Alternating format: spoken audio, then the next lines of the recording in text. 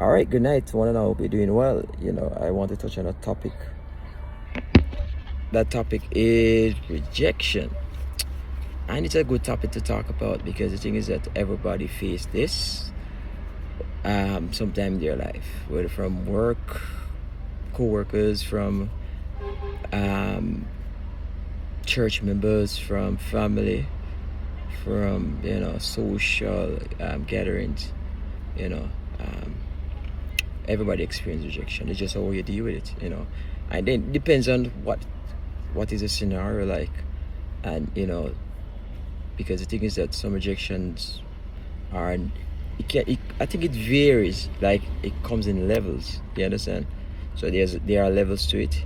It can be a simple rejection of not wanting you being in a group because they don't see you fit to be in a group, or to a stronger one where persons refuse to associate with you altogether, because they just don't like you, whatever. But concerning that, no, rejection it can be very harmful to you as an individual, and I suggest that when you experience rejection, you should not sit and swim in self-pity, because it's not something good for your brain, and it's not something good for your heart. It's not something good for your liver.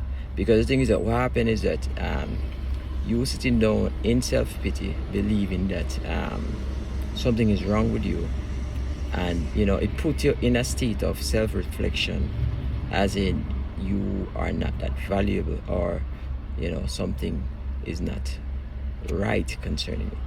Then you as an individual now starting to worry and fret over and start creating scenarios that didn't even happen, and trust me, that will mess you up, man.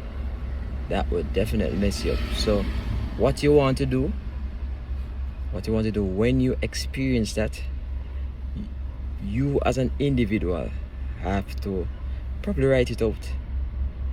I don't know, they have different ways to manage it. Write out what you experience, and then tell yourself that you start speaking good things about yourself.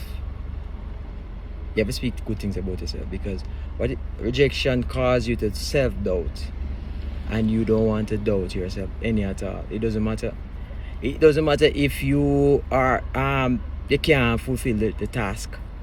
You might can't fulfill the task today, but eventually you learn to do it, so you don't need to worry about that aspect of it at the end of the day.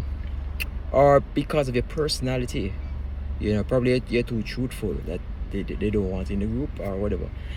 I'm just stating this because the thing is that everybody's dealing with this each day, and I think, I wouldn't say persons tend to not know how to deal with it, and to affect them and put them in a stressful state, because we are human beings and interaction is important. And if the person that you're interacting with don't appreciate you, it can affect you, and you don't want to have that on your mind. And it depends on your mind power, your mind strength likewise. So there are some sub-headings concerned that you have lack of acceptance. That's one. A threat to belonging.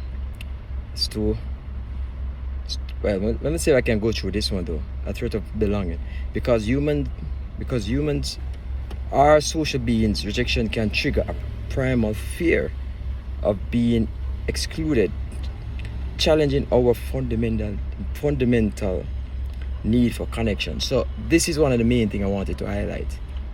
It is a fundamental thing to have support system, have people around you.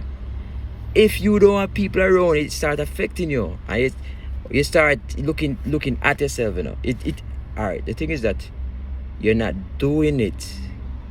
You're not doing it just like that. It is more of a trigger. It's automated, because we are social beings. We are social beings. Never forget that. And then you have a next one, subjective experience. Rejection is often a matter of personal preference and does not necessarily mean you are flawed or unworthy. So yes, so this is why you need to know about what is rejection. Rejection is often a matter of personal preference and does not necessarily mean you are flawed or unworthy. So for example, I mention of group settings, and you have issues concerning persons not wanting you to be in their group. It doesn't mean that something is wrong with you. It's just people prefer different colors. I like green, somebody else like blue, somebody else like pink, somebody else like brown, somebody else like red. So that's the thing, man. I have to understand what type of rejection it is, and then categorize it first. I think the thing is that not everybody can categorize if you don't know the types of rejection. So I never know these things, tell you the truth, The thing is that I never know these little words has different subheadings to them, and different explanation. Because the thing is that when you say rejection, it does easy to have a meaning, say people refusing you or whatever. But there are subheadings to let you know that you have different types that you can experience. So you experiencing different, you need to know what type of rejection you're experiencing, And so let's go on. You say, why does it hurt? Emotional pain. So rejection can cause a range of strong emotion, including sadness, anxiety, depression, anger, and jealousy. So this is what happened when you experience rejection. You understand? When you experience rejection, it's not a walkover if it hurts your body. Trust me. When you put in a state of anxiety and depression, say it already hitting you so much that you have to find a way out of it.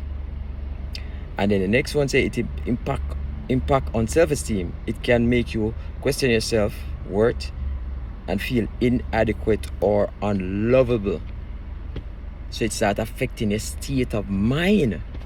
So you start approaching life differently because of consistent rejection.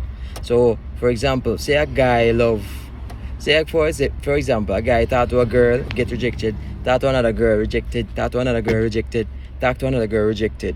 Because of this consistent thing over and over and over again, what happened, it can make you question your self-worth and feel inadequate or unlovable. So yes, there's something wrong with you. Why you can't have a relationship? Why things can't not working out in your favor? Why things not falling in place? And it affects you, it starts affecting you now psychologically, because rejection is not a nice thing, as I've told you. And then just you remembering it, that it happened to you, it remind you, say, as you're ready to approach a girl, it trigger in your brain, bam, the girl that left me, or the girl that left me, As you start to see the same signs, the rejection start hitting you again, because there's an information written in your brain already that you already experienced rejection, and there was a hurt concerning that.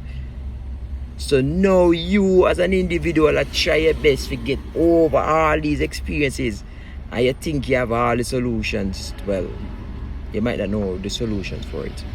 Even I don't know the solution for everything. I have to just figure it out as I go along and going forward and maintain sanity.